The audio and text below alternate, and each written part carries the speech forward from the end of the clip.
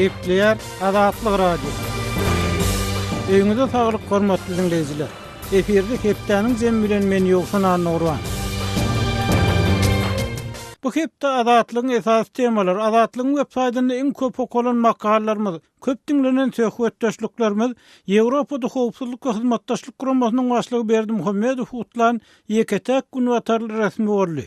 Aşgabatyň aýal gyzlary jaýlaryň ýumurulmagyna garşy çykyş etdiler. Türkmen suwdy Türk oppositsioneri bilen ilteşikli 30-dan gowrak adamy uzak möhletli iş kesatly habarlary boldy. Çäreden gaçmak üçin sakkalymy firmaga mejbur bolmaatly söhbetdeşlik bolsa gaýtalanyp berilen hem bolsa iň köp dinlenenleriň hataryna girdi. Türkmenistanyň Daşary işler ministrligi Meredow, Lavrov duşugyny agdam ýaratly makalamyz hem köp okulanlaryň hataryna girdi. İň köp seslenme tesvir ýazlanlaryň başyny bolsa Istanbul, Türkmen migranty näme sebäpden öldürilatly söhbetdeşlik çekýär. Türkmen suwdy Türk oppositsioneri bilen ilteşikli 30-dan gowrak adamy uzak möhletli iş kesdi. Ýewropada howpsuzlyk we hyzmatdaşlyk guramasynyň başlygy Berdi Muhammedow utlan ýeketek günwatarly resmi boldy. Türkmenistan ýaşullaryň ýaşamaly ýurda atly makallalarymyz hem şu hepde iň köp tesvirçi, söhbetdeşken makallar boldy. Hormatly dinleýijiler, siz hem Azatlygyň websaýtyna, sosial umlarda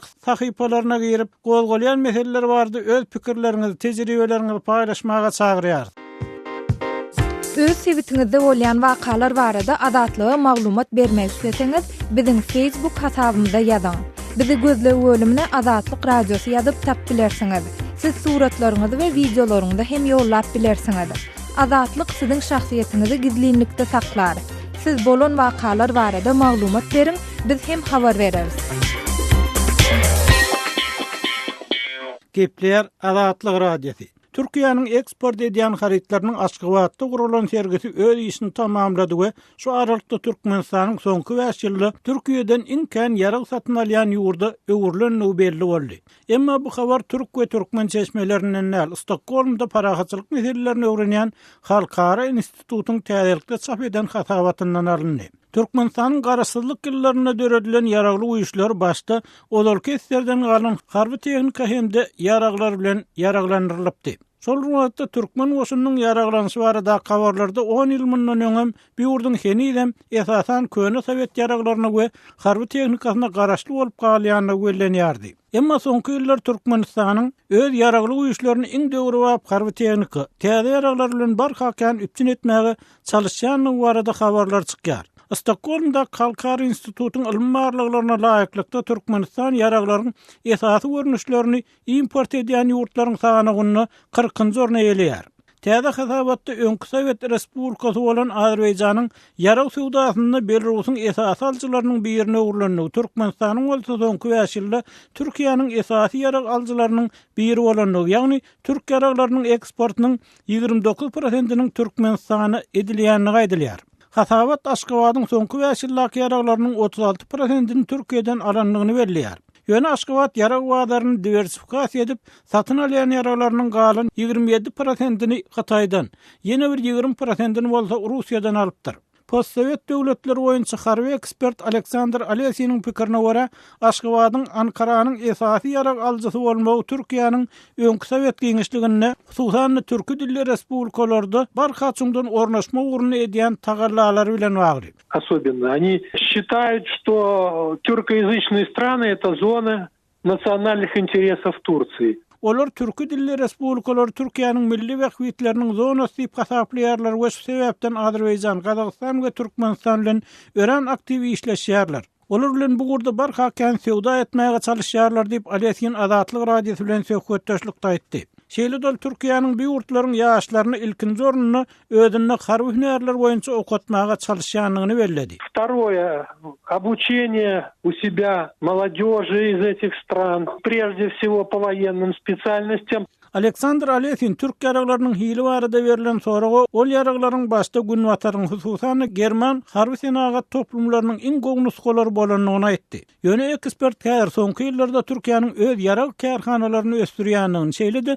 günwatar ýurtlarynyň Abaşadan alan ýarag wöleklaryny özüne ýygnayanyň, raketa gorug sistemalaryny, uçurlary, bronly tehnikalary, harby gemler özüne öndürýäniň aýtdy. Alesiýnyň pikirine görä, bu gowy orta derejede bolup durýar. Скажем так, это хороший средний уровень. Türkmenistan soňky 10 ýylda harbylaryň maddi enzamlaryň bazasyny, goşunyň goranç kuwatyny puutalanýanyny aýdýar. Harby ekspert Alesiniň pikirine görä islenlik gurdun goşunyň goranç kuwaty odaly yaraglarynyň hili bilen näl, eýsem şol yaraglara erketmegiň öwredilişi, harby tälimin we ýygyderli taýýarlygyň derejesi bilen ölçülýär we hut şu tälim hem köp wagt, köp serişde talap edýär. Gepler Azatlyk Radiosu. Hormatly dinleyijiler, hepdäniň zemini halkyň ses tapgyryndan yerli habarçymyz Sultan Açylwanyň Lewap vilayatynyň Atamrat olarky Kerket rawundan özüni aýsana diýip tanystyran pensionerine bilen geçiren söhbetdeşlik esasynda dowam etdirýär. Bu ýerlerinde, etraplarda medisina hyzmatlary nähilek ýagdaýda näşe täze doglan çağalara nähilek hyzmat edilýär. Täze doglan çağalary birinciden doglança sana spesek berýär. Perçatga getirip, vaatda getirip, yeni näme getirip, derman ýazyp berýär. Onu getiren soň bolundan soňam dejurny wraja 5 manat gystyrıp, dogduryny 20 manat, yeni nämesine 20 manat. Şu ýerde bir 100 manatdan olmasa ýetenok. Boşlugyna da. Indi kadam ýa ýöne zakonum bilmedim onu. Çağa dogurlayan öýleriň gurrun etdik. Şu çağa dogurlayan öýe ilk ertaýan wagtynda şu nähile garşylanýar. Şu içine salmak üçin bir güler ýüzü bilen garşylanýar. Ona güler ýüzle garşylaýar, onu gurrun ýok. Ýöne bolduran soň boşlugy ýykýar adamy. Ona güýji ýetýänem bar, ýetmeýänem bar da. Ýagdaýyna garap, erkim ýagdaýyny ýetenden 2 manatmy, 3 manatmy bereýin diýer. Ýok, muňa 20 manat, muňa 20 manat. A dejurnada 5 manat taşlaýdy. Şu zatlaram ýykýar. Şonu açyk aýtdylar, meşe lukmalar şonu açyk aýdyp bilen. Ya aýtdy, bermeseň aýtdy, ol bar adama bildirin ok. Biziň ýan ýoklara uly zatdyr. Soň näçe mahalla karz ýörmeli-de karz alyp barýar. Çağa bu dogandan soň şoňa nähilek seredilýär, şu çağa teretdirmek üçin emir tamaken bolýarlarmy? Ýok, o zatlara o seredýärler. Indi näşe gelirler näme diýýärsen, hadi şunça derman getirdiip, ýa-ni medisina elligini, medisina paýtasyny getirdiip, sana berýär diýär, spesek berýär diýär. Şu zatlary çağa doguryan eni üçin şu zatlar doğrulugyny ulanylýarmy, gaşy barada gelirler näme diýär? Ulanylýarmy, gaýsy bir zat ulanylýar. Indi perçatka her kim üçin ulansa ulanýandyr. Vatada näme hel zat ulanýandyr. Hemmesi ulanýar. Dermanam ýazyp berýär, şu derman etmän kam dogulýar çağalar. Eden soňam dogulýar ýöne. Hemmesi edilýär, etlenýär. Getirdiň dermanyny ertaýan wagtyňyzda şu ulanylmadyk derman ýygyna berilýärmi? Berilýär. Berilýär de soň alan ýeriň ýygyna alanokdol. Ýene daýa bolýar ol. Ne çağa dogurlan öýden eneler öýe gelenden soň çağa dogurlan öýden nähile hyzmat edilýär şolara. Öýde edil her gün gelip habar alanok. Maşgala lukmanymyz her gün gelip habar alanok. Haçan kemçilik bolsa aýtsaň gelýär. Şolaryň şol habar almak, şolaryň borjuna girýär, her gün gelmelmi şolar. Şoňla gyzyklanyp gördüňmi? Görmetmeýän, girýär, girmeýär, ýöne girmeliken. Her gün gelip habar almalyken aslında.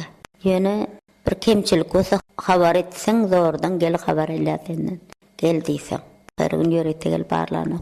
Hormatly dinleyijiler, yerli habarçymyz Sultan Açylwanyň geçiren söhbetdeşligini dinlediňiz.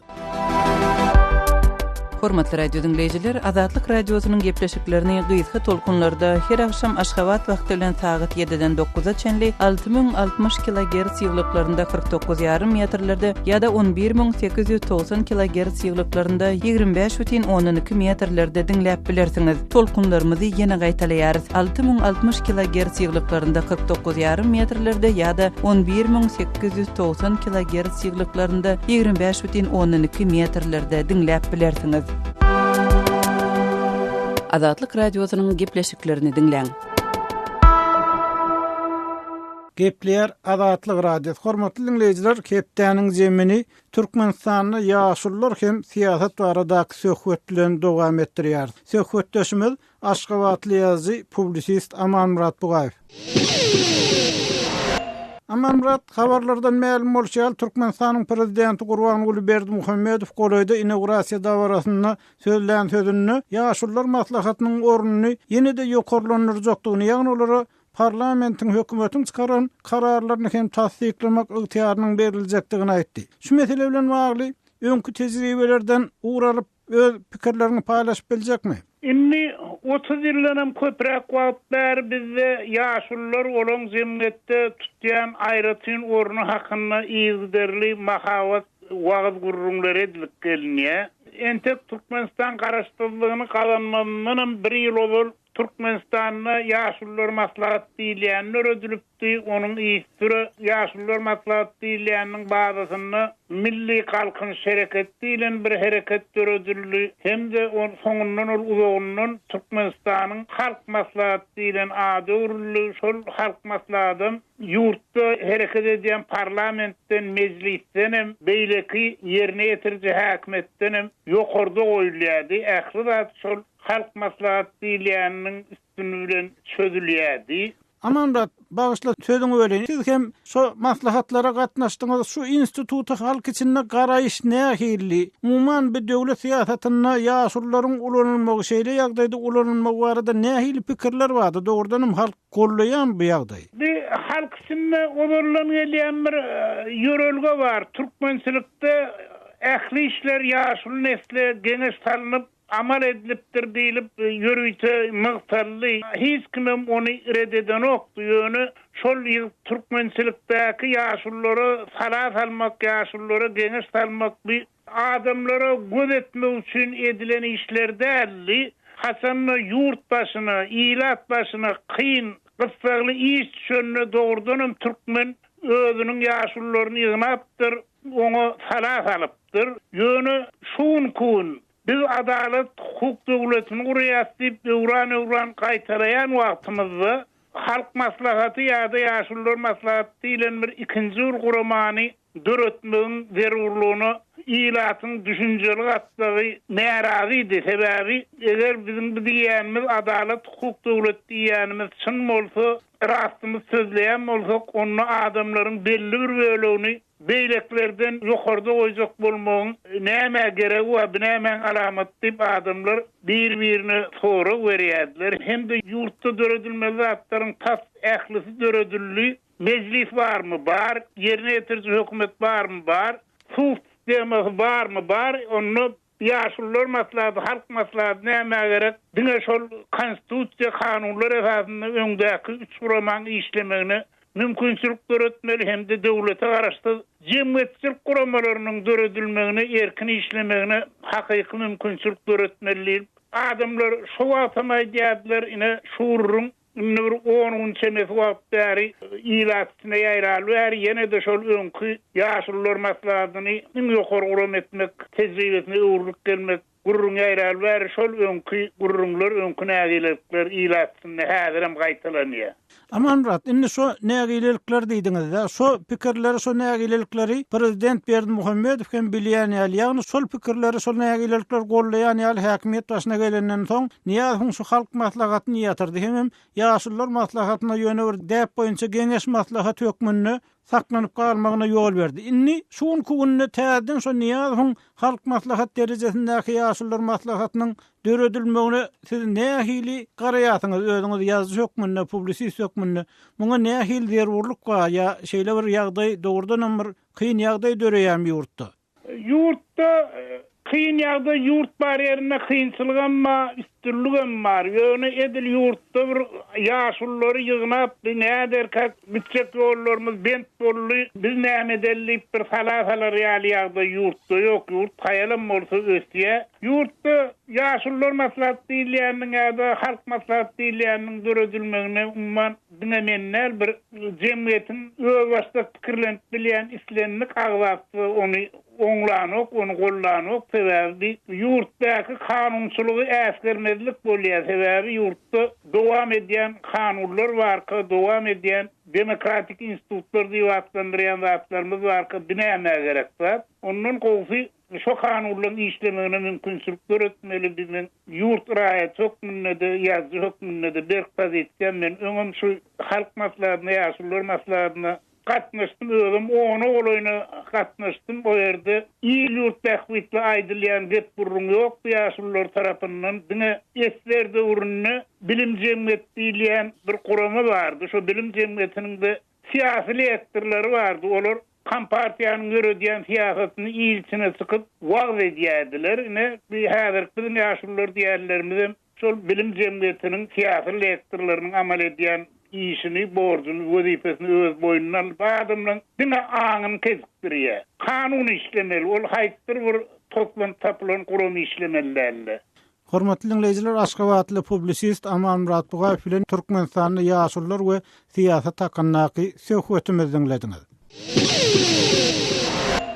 Kepler Adatlyk Radiosu. Hormatly dinleyijiler, Türkmenistanyň ýaşullar we siýasat baradaky söhbetimizi dowam etdirýär. Kepdäniň jeminiň innik mehmany Pragada ýaşaýan türkmen ýazgysy Hudaýberdi Hally. Hudaýberdiň Aşgabatly ýazgy publisist Aman Murat Bugaýew bilen söhbetdeşligi dinlediňiz.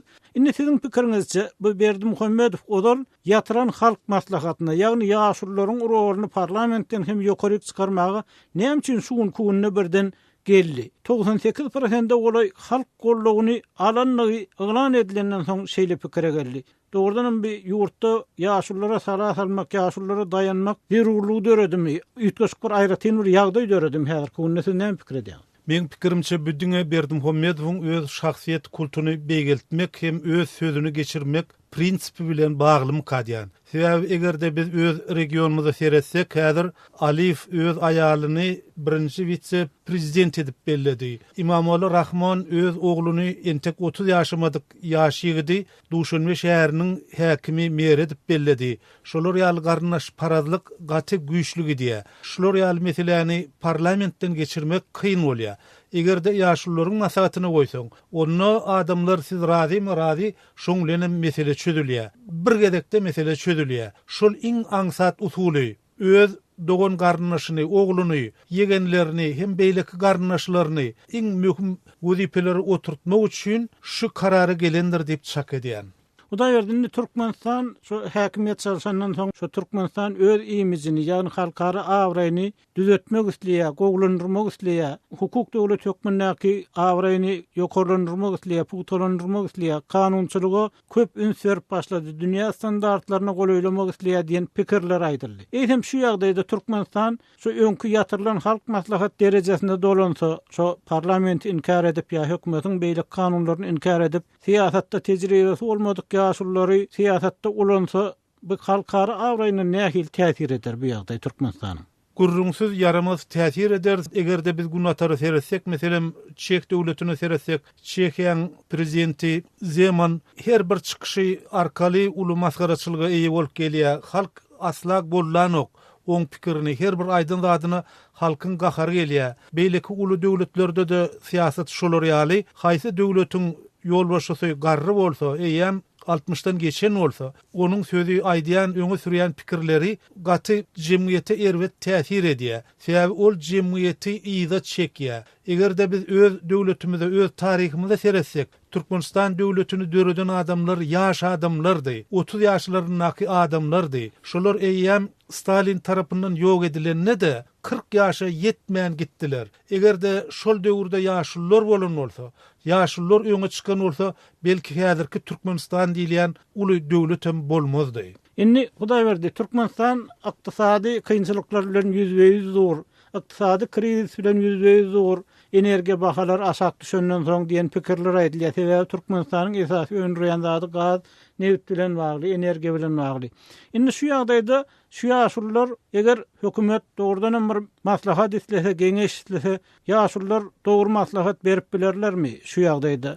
Olar şu dogrudan birden bir kyn ýagdaý dörese, hökümete nähili bir golluk berip bilerlermi? ýa Türkmenistanyň siýasy durnuklugynyň saklanmagyna nähili bir rol oýnap bilerlermi? Men pikirimçe ýaşullar düýpli bir maslahat berip bilmez, sebäbi olaryň durmuş tejribeleri ýaşak gelen jemgyýeti öňkü idealak jemgyýetdi. Olar täze bir jemgyýeti, ösüşi, progresi görmediler. Eger ýene de biz beýleki döwletleriň misalyna ýüzlensek, meselem Germaniýa Demokratik Respublikasy hem Federativ Respublika, iki Germaniýa, Gündogor we Günwatar Germaniýa. Şu Gündogor Germaniýada sosialistik jemgyýet gaty az wagtlyk boldy. Biz bilen deňeşdireninde säälçi wagt. Ýöne häzirki günde de şol gündogor Germaniýadaky ilatyň, akıl paýgasynyň, pikiriniň derejesiniň günnotardakdan has ýyldadygy aýdylýar. Onu nemislerin özü açykdan açyk boyun alýarlar. Biziň ýaşullarymyzam şeýle, olar Sowet döwründen ösüp çykan adamlar, ol döwürde meselem meniň özüme mine 70 ýaşa gelýän, biziň iň esas aladamyz, uly aladamyz şu günlük çöregimizi tapmakdy. Şu çörek tapmakdan aňry geçilmeýärdi. Eger mesgede tap biläýseň, onu sen özüňi bay bir döwletli adam hasap edýän. Biziň ýaşullarymyzyň pikiri, şol sanyna men öz tejribäme salgylansam, meniň pikirim jemgyýetiň ösüşinden gaty hayal, gaty ýyzda gallyk biz. Şonu boyun almak gerek.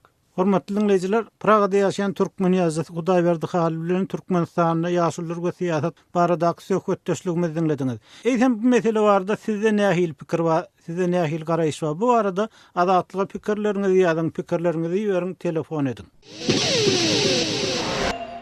Gepler Adatlyk radiosi. Hormatly dinleyijiler, hepdeniň jem programmamyzy Kawulla habarçymyz Saýmerdan ulum radio dowam etdirýär. Yüňden bolan düşekleriň we yüň matadan dokulan libaslaryň jana parymdygyny lukmanlaram tasdiqlär. Türkmenleriň çäkmeni we telpekleri, çopanlaryň oýlugy türkmen atlarynyň bastyrgyna çelli yüňden ýasalýar. Türkmenleriň ag öýleriniň üstü keçe bilen örtülýär. Üy içiniň düşekleri hem yüňden ýasalan keçelerdir. Türkmen denallary keçe basmaga ezberdir. Türkmen denallary keçäni dürli naqşlar bilen bezeýärler. Özüňem keçe basyp görendigini hormamama aýdýar. Keçe basyp görüp tümämeler keçede basyp keçäni türkmeniň bir jamul keçe diýip bir keçesi bolýar. Şondan edip yüňem ana şögüme marş bilenem. Juda goýuljak ýumşak, ýamanda ýaxşy. Keçe düşek ýaxşy päkide yüňden bolýar-da. Mäni de köp, onuň zahmeti köp. Ağa Muhammed Sofi'nin aýdyşyça türkmen keçelerini Jamgul atly naqş salynýar. Jamgul keçe diýip etýärdiler. Sada keçe etýärdiler. Garasyna garaýlap, ortasyny ag edip etýärdiler. Göl edip etýärdiler. Çybık edip şonu şu ýüňi saýan pilla şopilla özüni hemmesini bir rakam edip oturdup, onu basýar. Näçe aýal bolup bolsa bir kette bolsa şonça, kiçe bolsa azrak, şöyle bolsa basardylar. Şopilla ayarlar şonu şu keçen soňmasa basyp şerde goýup üstüne suw sepip ketmen ýaňlar her gaýzy penjesi bile tutup bu çete goýardy, her çetinde 5-6 sotur. Şöyle tutup o çetkem tutýar bulam şöyle otururdylar. Jalk ýere goýup. Ýaňdan ýene basy bermeli. Oňa owdu diýordy. Owalyňam diýordy. Owalyň diýse bolsa çengelle göter biýana goýardy. Şöyle bir qatar, iki qatar şonu ýana metir bo demin alýar şopilla. Göter goýup. Hem masa şonun bir hile yerine bir sahil çalarak bulunmadı bilýär, garaýar. Tutuk görýär eli bilen, gözü bile görýär, fin etýär. Ana şu düzgünleri bar türkmeniň. Keçe basmagy 12 ýaşda özüniň uranendigini Garajadaýda gurrun berýär.